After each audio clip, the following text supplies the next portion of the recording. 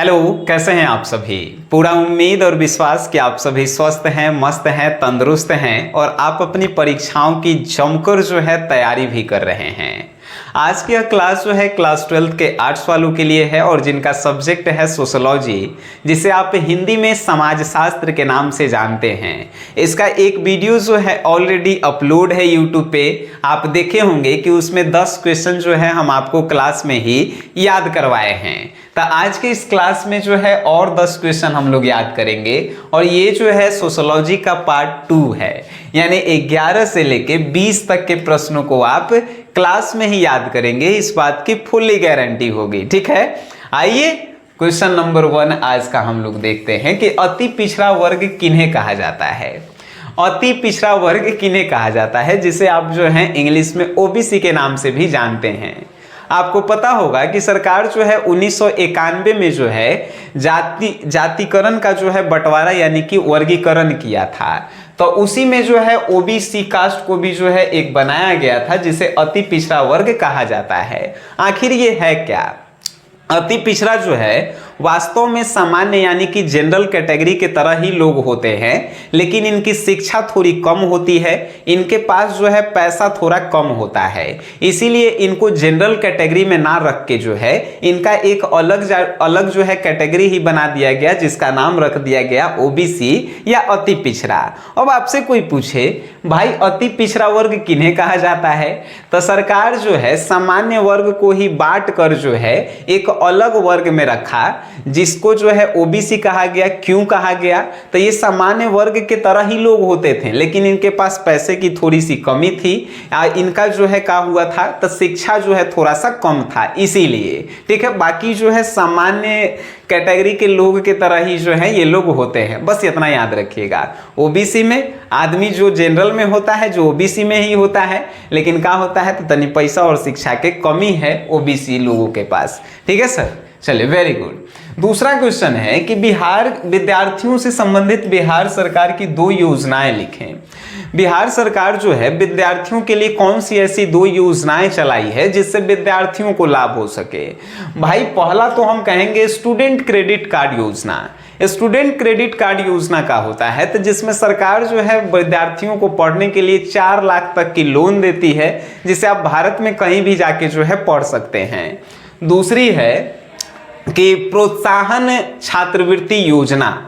ये प्रोत्साहन छात्रवृत्ति योजना का होता है, तो आप जब भी एक क्लास से दूसरे क्लास में जाते हैं, यानी कि 9th 10th 11th 12th, तो उसके बाद आपको प्रोत्साहित करने के लिए, आगे पढ़ाने के लिए सरकार एक छात्रवृत्ति आपको देती है, एक फिक्स अमाउंट जो आपको देती है, तो वो भी सरकार विद्यार्थियों के लिए ही करती है। तो ये 2 योजनाएं हैं जो विद्यार्थियों के हक में सरकार हमेशा की है। तीसरी आपसे प्रश्न है, गोत्र बहिर्विवाह क्या है। बड़ी सिंपल सा और बउआ वाला प्रश्न है कि गोत्र बहिर्विवाह क्या है।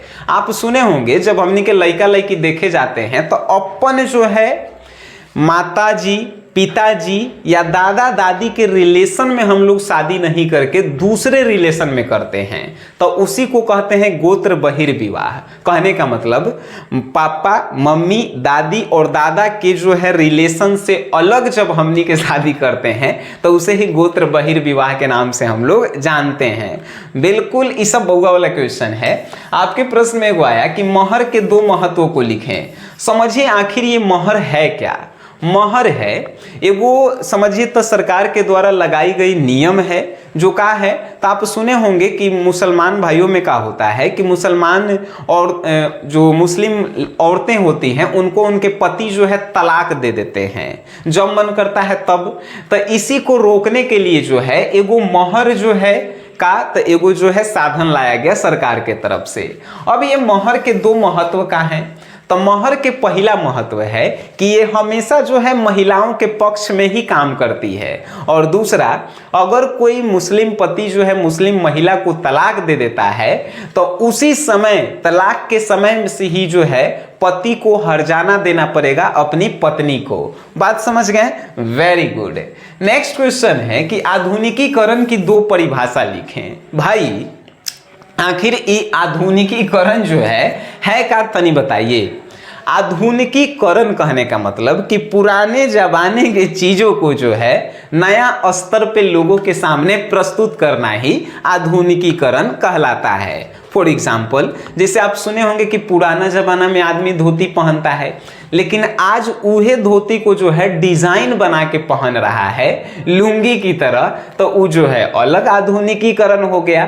तो हम कह सकते हैं आधुनिकीकरण है का, यानी पुराने चीजों को या पुराने जमाने के रीति रिवाजों संस्कृति को जो है नए मॉडल में प्रस्तुत करना ही का कहलाता है, आधुनिकीकरण कहलाता है। बातें समझ में आपको आ रही है ना? अच्छा, आप कहेंगे कि सर इतना बढ़िया आप पढ़ाते हैं, समझ में भी आता है, क्लास में भी याद होता है, लेकिन परीक्षा में जो है हमनी के लिख नहीं पाते हैं, उसके पीछे रीजन का है। तो भाई हम कभी भी कहे हैं जहां भी पढ़िए, भारत के कोनो टीचर से पढ़िए, उनके क्लास करने के बाद उनका एक बार नोट्स आप जरूर रीड कीजिए और उसे अपने भाषा में लिखिए। अब कहेंगे सर नोट्स कहाँ मिलेगा? भाई नोट्स के लिए आपके लिए हमने एक एप्लीकेशन बनवाया है, जिस एप्लीकेशन का नाम है SGS क्लासेस ऐप। इस ऐप को अपने फोन में इंस्टॉल जब तक रखना है तब तक कि आपका एग्जाम नहीं हो जाए। एग्जाम हो जाएगा उसके बाद डिलीट कर सकते हैं। तो ये जो है एक ऐप को रखे, इसमें आर्ट्स का कोर्स है, उस कोर्स को खरीद लीजिए। Test series, model paper solution, question bank solution, PDF notes, recorded video, बहुत सारे चीज जो है इसमें आपको मिलेंगे। ठीक है, नेक्स्ट हम बात करेंगे भाई कॉल सेंटर क्या है। आपका रिचार्ज अगर मोबाइल में खत्म हो जाए तो सुने होंगे कि एगो लड़की फोन करती है आ कहती है रिचार्ज करवाइए, चाहे लड़को फोन करता है, तो ये कॉल सेंटर है का? तो टेक्नोलॉजी कंपनियां जो है अपने संतुलन को बनाए रखने के लिए एक अलग प्रकार का जो है साधन का व्यवस्था की है, जिसे कॉल सेंटर कहते हैं, जो समय समय पर कस्टमर से संपर्क बनाए रखती है और कस्टमर को होने वाली असुविधा को जो है दूर करती है। आप लिखेंगे का तो कॉल सेंटर का है, तो कॉल सेंटर जो है टेक्नोलॉजी कंपनियों के संतुलन को बनाए रखने का जो है एक साधन है, जो समय समय पर ग्राहकों के जरूरतों को पूरा करता है और उनकी कमियों को जो है दूर करने का ही प्रयास करता है। अब आपसे नेक्स्ट क्वेश्चन कहा गया है कि बिहार के 4 दैनिक समाचार पत्रों के नाम लिखिए। सवेरे सवेरे जो है आपके घरे न्यूज़पेपर आता है, 4 के नाम बताइए। हिंदुस्तान, दैनिक जागरण, दैनिक भास्कर, आज तक, कितना जो है ये सब है, आप उस सब के नाम बता दीजिए, है कि नहीं। अब जो है प्रश्न है कैसे जनसंचार दैनिक जीवन का एक भाग है। भाई जनसंचार कहने का मतलब मोबाइल, टीवी, कंप्यूटर, लैपटॉप, ये सभी जो हैं कैसे जनसंचार दैनिक जीवन के हिस्सा बने। दैनिक जीवन यानी कि रोजमर्रा की जिंदगी में ये सभी जो है कैसे आपके लिए इंपॉर्टेंट होते जा रहे हैं।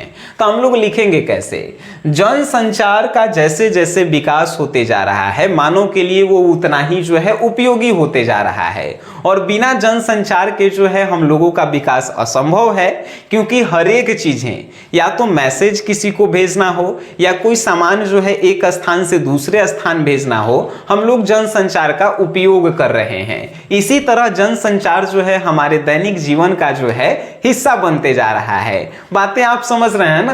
पहले हमने के वो लेटर भेजेला था अपन लवर के पास, तो कैसे भेजते थे, कबूतर के थमाते थे। अब कैसे भेजेला है भाई, व्हाट्सएप पे मैसेज कीजिए। तो जनसंचार जो है आपके दैनिक जीवन का हिस्सा बना। पहले जो है सामान भेजेला तब बैलगाड़ी पे लाद के मार्केट ले जाते थे। अब भाई लाद दीजिए जहाज पे, वो तुरंत पहुंचा देगा, गाड़ी पे लाद दीजिए वो तुरंत पहुंचा देगा। तो रोजमर्रा की जिंदगी में ये सब जो है इंपॉर्टेंट है कि नहीं। तो ये सब बात याद रखिएगा। अब 9 नंबर क्वेश्चन, 9 कही थी, 19 नंबर समझिए तो टोटल है, काहे कि पार्ट 1 ऑलरेडी आप देख चुके हैं। भारतीय संस्कृति पर पश्चिमीकरण संस्कृति के 2 प्रभावों को लिखें। यानी भारत की जो संस्कृति रही उस पे पश्चिमीकरण का जो संस्कृति था वो भारत के संस्कृति पे आखिर प्रभाव कैसे डाला, इसके बारे में जो है आपको कम से कम जो है 2 प्रभाव बताना है। तो भाई एकदम आसान से बताइए कि भारतीय संस्कृति पे जो है पश्चिमीकरण संस्कृति का काफी ज्यादा प्रभाव पड़ा। कैसे? तो पहले जो है भारतीय संस्कृति में जो है सती प्रथा हुआ करता था। सती प्रथा कहने का मतलब कोनो के पति मर जाए तो ओकर पत्नी को भी जो है दफना दिया जाता था, लेकिन जैसे ही पश्चिमीकरण का संस्कृति यहाँ पे आया वो सब खेला खत्म कर दिया गया है। दूसरा का प्रभाव पश्चिमीकरण में क्या होता था कि फुल पैंट शर्ट पहनता था, भारत में जो है धोती कुर्ता पहनत, तो पश्चिमीकरण की जो है संस्कृति भारत में आई और आदमी जो है फुल पैंट शर्ट पहना, फिर जो है जींस टी शर्ट पहना, फिर का पहनने लगा सब। तो ये सब जो है प्रभावित किया कि नहीं भारतीय संस्कृति को, तो ये जो है प्रभावित किया है। ये सब जो है बहुआ वाला चीजें हैं जो आपके दिल और दिमाग में डायरेक्ट घुसना चाहिए। हम लोग जो है प्रश्न को देखते हैं, प्रश्न को एक बार अगर समझ जाएंगे ना तो कहीं तो रटे तो आपको पड़ेगा नहीं। ये सब बहुआ वाले चीजें हैं। नेक्स्ट प्रश्न हम आपके सामने लेके आ रहे हैं, सजातीय विविधता के 2 लक्षणों पर प्रकाश डालें। सजातीय विविधता के 2 लक्षणों पर अगर प्रकाश डालने के लिए आपसे कहा जाए तो आप क्या कहेंगे? तो सजातीय विविधता यानी कि यहाँ पे लोग जो हैं कहाँ हैं, तो जाति में जो है अलग अलग जाति के हैं, लेकिन हम लोग जो है एक ही साथ रह के जो है काम कर रहे हैं, एक ही साथ जो है रहते हैं और सब जो है काम करते हैं, तो वो कह सकते हैं कि सब जाति जो है एक जगह है, यानी सजातीय हैं। और विविधता मतलब कि अलगाव भी है। अब कैसे जो है, अब प्रश्न ये नहीं पूछा है कि सजातीय विविधता क्या है, सजातीय विविधता के 2 लक्षण पर प्रकाश डालना है।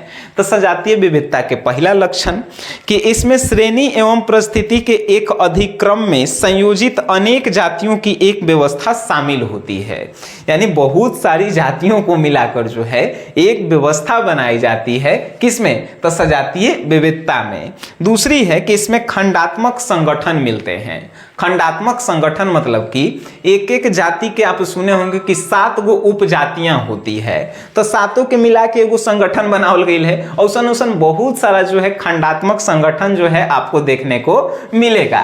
तो ये सभी जो है सजातीय विविधता के 2 लक्षणों पे जो है हम लोगों ने प्रकाश डाला। अब हमारा आपसे ये जानना है कि हमनी के क्लास में आज जो है सोशियोलॉजी का 2nd क्लास किए, एक में 10 गो क्वेश्चन के, पीछे में भी 10 गो क्वेश्चन किए थे।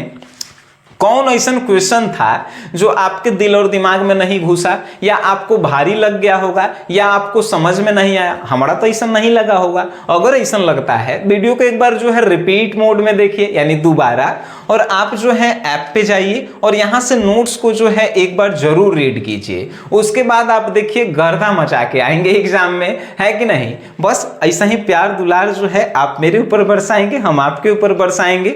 और अगर ये वीडियो आपको अच्छा लगता है, ये अपने दोस्तों में, अपने सर्कल में जरूर शेयर करें। वीडियो देखें उसके लिए धन्यवाद। मिलते हैं हम लोग फिर एक नए क्लास में, तब तक के लिए टाटा बाय बाय।